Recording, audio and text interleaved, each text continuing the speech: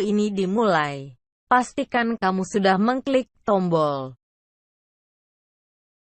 like, subscribe, lonceng, dan serta Nabi Muhammad sallallahu alaihi wasallam. Allahumma sholli ala Muhammad wa ala ali Muhammad. Yang sama kita hormati Ibu Kepala Sekolah, Wakil Kepala, Bapak Ibu Majelis Guru, Bapak Ibu para pembina, anak-anak didik kita, keluarga besar, SMP Negeri 18 Kota Padang. Alhamdulillah, di sini kita dikumpulkan oleh Allah bukanlah sesuatu hal yang sia-sia, bukan tidak disengaja, tetapi sudah disetting oleh Allah. Karena sesuatu itu tidak ada yang kebetulan. Ma khalaqta hadza batila. Kadang kan sering ada yang kebetulan. Sebenarnya hidup itu tidak ada yang kebetulan. Daun yang jatuh pun bukan kebetulan. Ma khalaqta hadza batila. Itu dalilnya. Apapun yang terjadi, kejadian yang sesuatu hal baik diketahui kita ataupun tidak diketahui kita, tidak ada yang batil, tidak ada yang sia-sia. Punya nilai dan makna di sisi Allah Subhanahu wa taala. Kadang mungkin kita belum bisa mengambil dan memetik hikmah di balik itu. Tadi alhamdulillah Al-Qur'an telah dibacakan oleh Pak Ustadz Idal dan Ibu Kepala kita sudah menyampaikan. Kita menitik saja di sana lagi bahwa kode etik di dalam takziah itu sebenarnya dia kan bahasanya kan takziah itu bukan tausiah, takziah, menghibur, mendatangi. Karena kenapa dihibur? Di saat itu sedang berduka. Kalau di dalam sunnahnya 3 hari. Semasa berduka 3 hari itu, keluarga jangankan untuk memikirkan makan, apapun tidak ada yang kepikir kecuali yang almarhum yang telah mendahului atau almarhumah. Bahasa anak sekarang namanya galau, apalah itu. Mungkin lebih dari itu.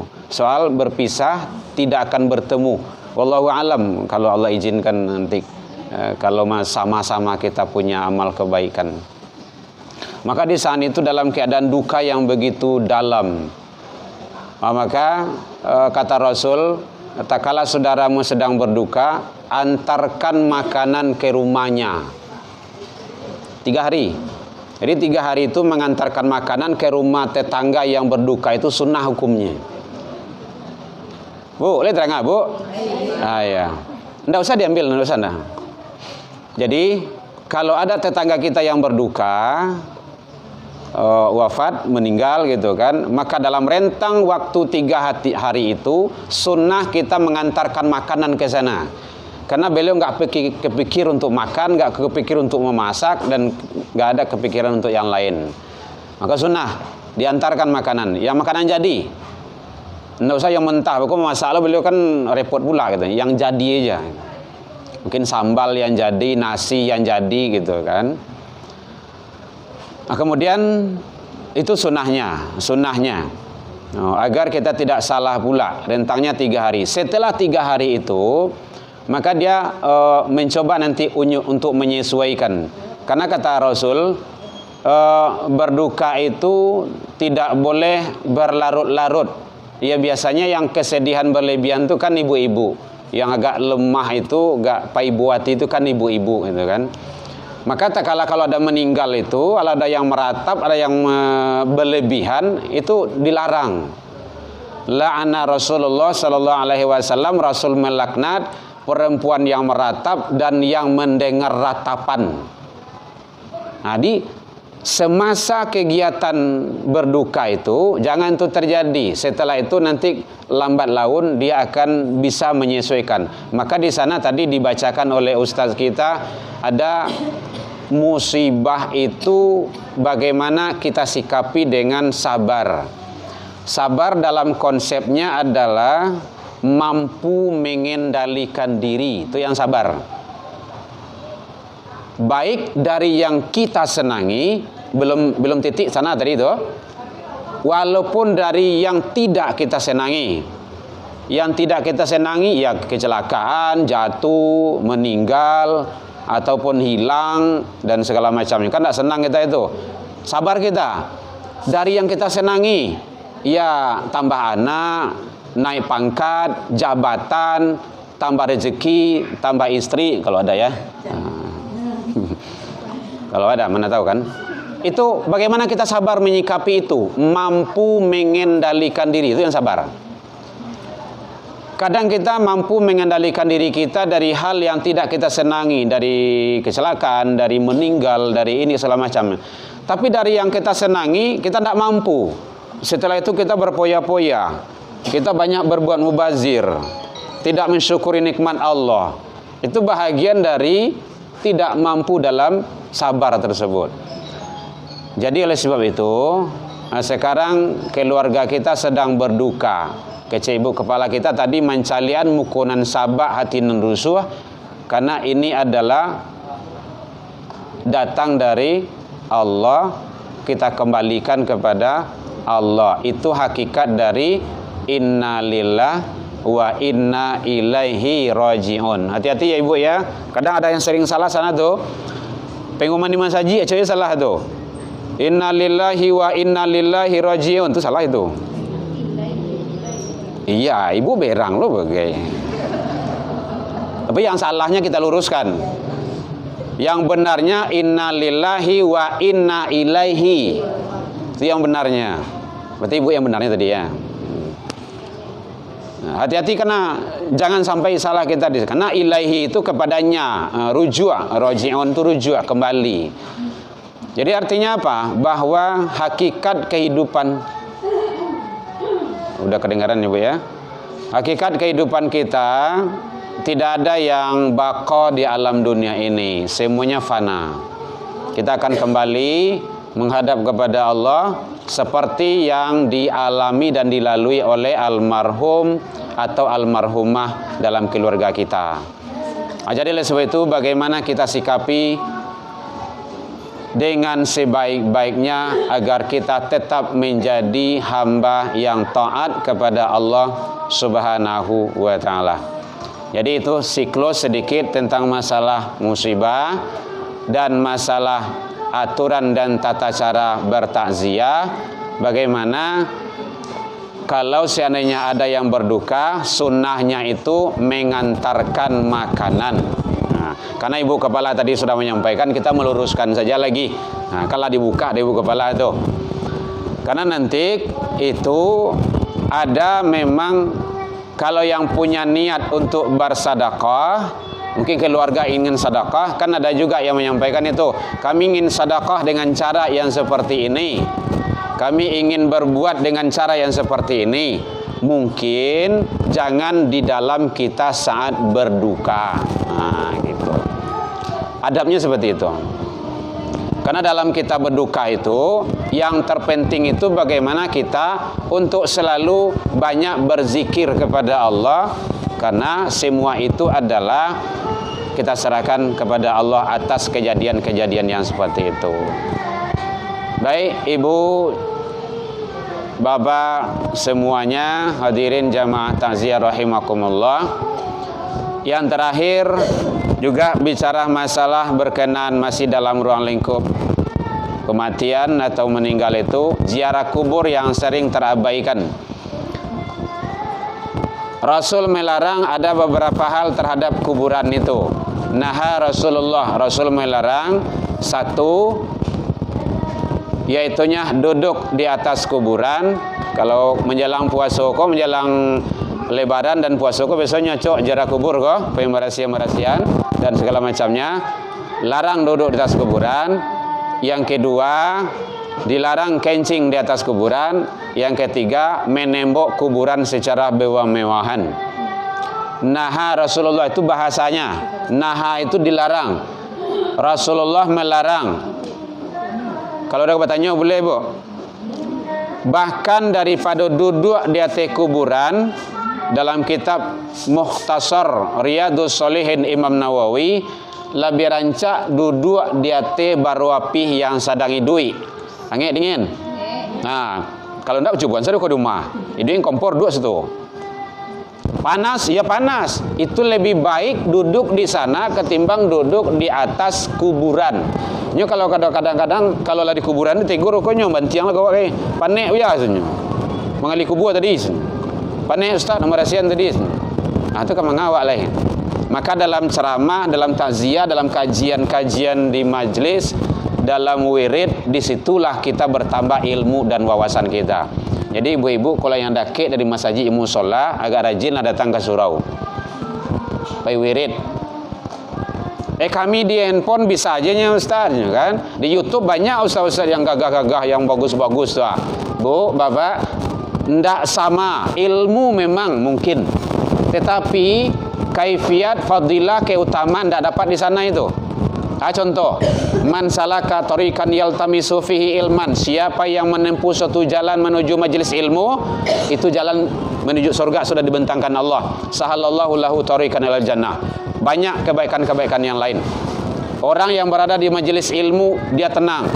Orang yang berada di majelis ilmu diberikan ketentraman. Dia mendapat naungan para malaikat rahmat dan banyak kebaikan-kebaikan yang lain. Jadi jangan malas kita datang ke majelis ilmu itu. Kalau ada wirid di masjid, di musola, pengajian-pengajian, datangi sesibuk apapun kita. Panek-panek awak ndak ada. Pai panek-panek si situ tibu situ munjul lah. Manyanda jadi hijau, ndak ada. Mengantuk-ngantuk ya ndak apa itu namanya mengantuk tu balolah.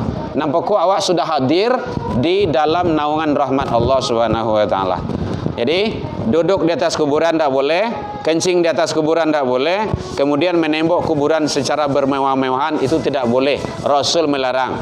Jadi baju ada yang orang membuat kuburan yang mewah-mewah itu, kan orang yang buat. Jalan-jalan Rasul sudah melarang, berarti dia melanggar larangan Rasul Sallallahu Alaihi Wasallam. Mungkin bagi bapak ibu yang sudah haji dan umrah, tengoklah di Baki itu, lihat kuburan yang mewah itu. Tak ada, onggokkan tanah saja yang ada di sono itu. Tanah mengguk-ungguk saja. Tidak ada. Karena memang tidak boleh mengikuti sunnah Rasul. Baik, mungkin itu saja. Anu kabar tanya ibu boleh 1 menit. Jangan payah anak bu. Ya bu.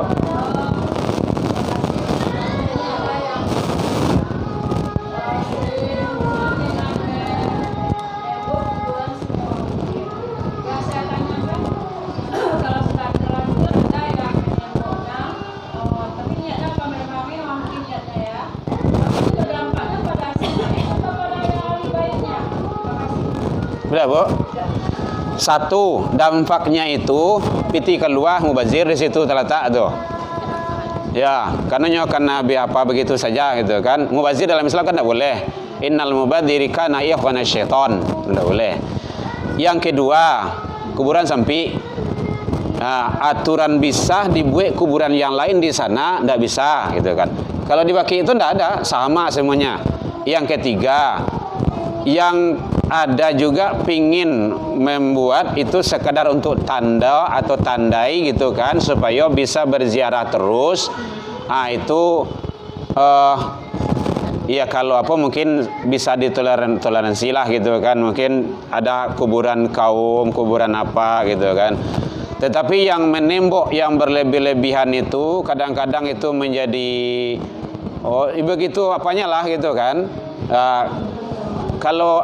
Kalau ayah hamba itu sederhana saja, biasa saja. Dan baru beberapa ini, beliau wafat dulu 90. Baru beberapa ini di sedikit saja temboknya gitu, supaya mana soal pada hilang dulu gitu.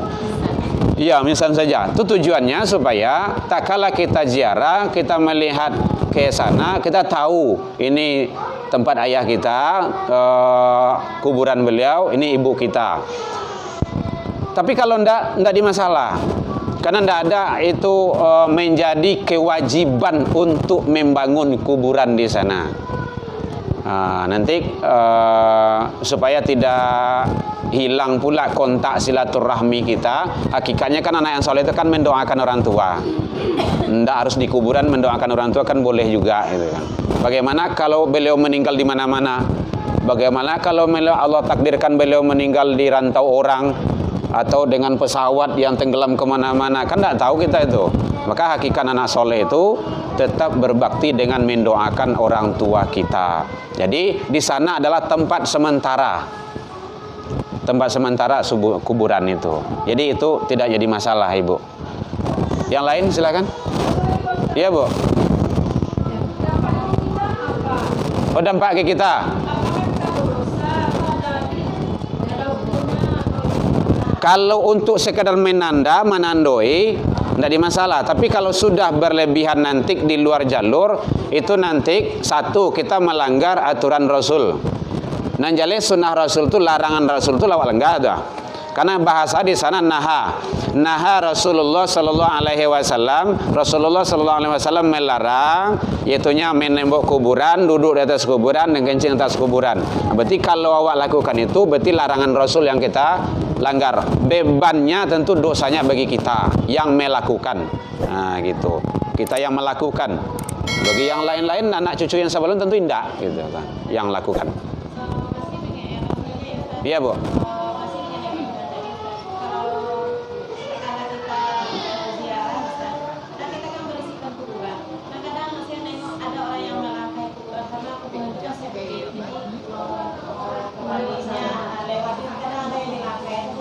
Baik, terima kasih Ibu. Simpel saja. Satu, ziarah kubur pakai adabnya. Ambo kalau masuk ke rumah Ibu tidak beradab, baik kira-kira. Langsung sama ke dapur. Atau tidak punya adab lah, etika gitu kan. Etika dan adab ziarah kubur, satu, baca salam. Assalamualaikum ya ahlad diyar. Assalamualaikum ya ahlal kubur. Itu belum sempurna itu. Yaghfirullahu lana walakum. Itu lanjutannya. Semoga Allah mengampuni kami juga kamu. Kamu itu siapa yang ada di sana? Dia ada itu. Itu tadi sudah disampaikan oleh ustaz kita. Wala taqulu liman yuqtalu fi sabilillahi amwas. Janganlah kamu mengatakan orang yang mati, orang yang meninggal, orang yang gugur pada jalan Allah itu mati. Bal ahya, tetapi hidup. Beliau hidup. Yang meninggal kemarin hidup. Pahami Bu ya? Kehidupan beliau tentu berbeda dengan kehidupan kita. Kehidupan kita, ruh masih di alam jasad. Itu kajian tauhid. Kehidupan beliau, ruh sudah keluar dari alam jasad. Maka beliau tidak dimakan ruang dengan waktu. Beliau tidak ada tempat. Kemana saja bisa melalang buana. Samu jawab mimpi tengah malam. Kan bisa ke Makkah. Bisa pulang kampung. Tapi awak di situ lalu tuh bisa ke Makkah. Jadi artinya apa? Bahwa beliau itu hidup, mendengar, melihat dan tahu apa yang dilakukan. Maka baca doa itu. Kemudian yang ketiganya, antum salafuna wa nahnu bil asar. Engkau mendahului kami, kami akan mengikutinya. Itu doanya. Adab ziarah kubur. Kemudian kalau membarasian awak atau awak tidak tahu, talongkahanlah kuburan tuh, tidak ada masalah. Kalau tidak tahu kan kalam Allah itu kan diangkat. Atau kalau memang tahu, wah, udah hindarkan saja. Tapi kalau tujuan awak kuburan kau gadang, wah, ingin membarasian, ada bari mau cik kuburan tuh, kan mungkin menjangkau dari jauh, doh. Masuk kita ke dalamnya, artinya ke dalam itu merangkak apa kan boleh. Kita tujuan kita untuk memperbaiki, membarasihan, memperbagus dan untuk bagaimana supaya terang dan tenang gitu kan, yang melihatnya. Boleh, karena tujuan kita itu bukan hanya untuk apa-apa gitu kan. Tapi kalau untuk mengalai-ngalai, pati rokok sebatang ataupun beko mengopi sekarek di situ, main WE dan pecebu TikTok lo di situ, baru masalah gitu. Bu ya. Selfie lah situ. Enggak usah lah kuburan itu selfie gitu kan. Ya. Masih ada? Kalau enggak kita sholat lagi. Hah? Udah ngaji. Jadi itu diantara Bapak Ibu ziarah kubur kita dan bagaimana kita tetap mengikuti sunnah Rasul Sallallahu Alaihi Wasallam. Yang terpenting bagi kita adalah mendoakan kedua orang tua kita, baik yang masih hidup ataupun yang sudah mendahului. Kalau yang masih hidup, itu masih terbuka lebar pintu surga. Bisa kita berjamah tangan dengan beliau, bisa kita bersalaman dengan beliau, berbakti kepada beliau. Kalau orang tua kita yang sudah dahulu menghadap kepada Allah, itu mendoakan dan lakukan kebaikan yang biasa beliau lakukan dulu semasa hidup. Beliau dulu sanang puasa Senin Khamis, lanjuan dia anak. Suami awak dulu sanang pai solat ke rumah saji, lakukan di istri. Lanjuan itu. Berarti itu melanjutkan kebaikan yang dilakukan oleh orang yang terdahulu dari kita. Baik suami kita, orang tua kita. Nah, itu yang anak-anak yang soleh itu. Nah, jadi oleh sebab itu, mudah-mudahan Allah memberikan yang terbaik. Kemudian tadi Ibu Kepala menyampaikan yang beliau naman diang nangko nan punyoh datang menyepui nan mananam datang memubui, kita sarahkan kepada Allah, karena semua itu adalah sudah menjadi sunatullah. Kita tinggal menjalankannya lagi dan menerima apa yang diberikan oleh Allah Subhanahu wa taala. Jadi sabar tadi Ibu Bapak, mampu mengendalikan diri dari yang kita senangi dan yang tidak kita senangi. Kemudian yang terakhir juga, kalau tidak sabar, Allah tidak senang dan tidak suka kepada kita. Hadis qudsi, malam tardo biqadai walam yasbir ala balai walam yashkur ala ni'mai falyakhruj min tahtis sama wati wal ar. Siapa ndak redo atas qadaku, ujian, siapa yang ndak syukur atas nikmatku, siapa yang ndak sabar atas ujianku, apa kata Allah? Falyakhruj min tahtis samawati wal ar. Persilakan keluar dari kolong langit dan bumiku. Maka mawa kepai. Diusia wa de Allah dari langit ibu minggu kama kepai. Ndak bisa. Kita harus sabar, harus redho, dan harus syukur. Itu langkah kita. Baik, mudah-mudahan kita menjadi hamba yang bersyukur selalu. Dan sebentar lagi insya Allah Ramadan akan datang. Saya atas nama pribadi dan keluarga Erman Tanjuang, dan ini Guru Amboh, beliau Rumah Tafiz, beliau Qori, dan beliau hebat dalam kegiatan-kegiatan keagamaan. Mari kita istiqomah selalu menjalankan ibadah nanti di bulan Ramadan. Semoga Allah memberikan yang terbaik kepada kita dan keluarga kita dalam rangka meraih ridha Allah Subhanahu wa taala. Lain dimaafkan Bapak Ibu hadirin. Alhamdulillah, jauh dari itu kita juga sudah saling memaafkan. Ila liqa fastabiqul khairat wabillahi taufiq wal hidayah. Assalamualaikum warahmatullahi wabarakatuh. Bisa menjamin dirinya selalu